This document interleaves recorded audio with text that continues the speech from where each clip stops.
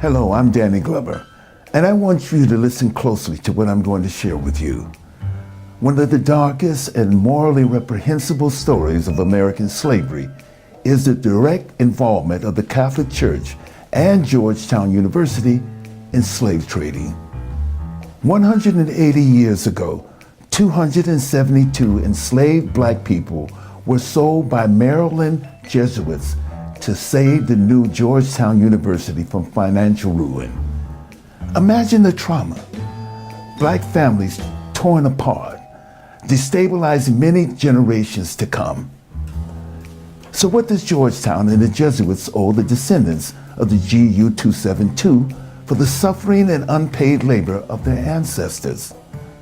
Like Earl Williams and Dee Taylor, I say much more than what they've offered thus far. The descendants of Isaac Hawkins, whose name was the first on the bill of sale in 1838, are seeking justice and restitution from Georgetown. I wholeheartedly support them. I ask that you support the descendants of Isaac Hawkins and the descendants of the GU272. 180 years is long enough to get justice.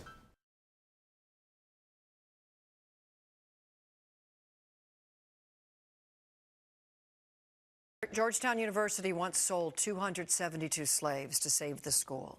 The university has announced steps to atone for that. But some descendants of those slaves say the school hasn't gone far enough. As News 4's Erica Gonzalez tells us, they're now asking for reparations.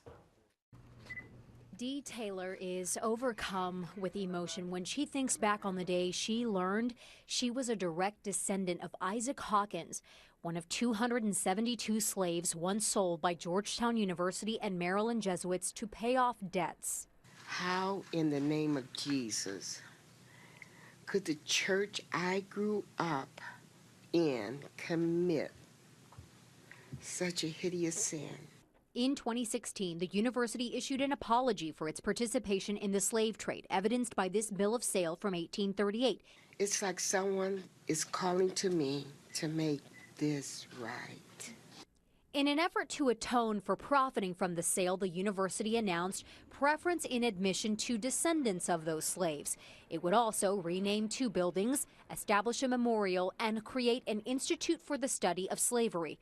Today, Taylor and others who represent the GU272 Isaac Hawkins legacy say that's not enough. We're open always to have discussions, but after a period of time, you would think that there would be something tangible for the descendant. Georgia Gosley serves as lead counsel for the group and says a proposal was submitted to the university last summer for what the group calls reconciliation with equity, but never got a response.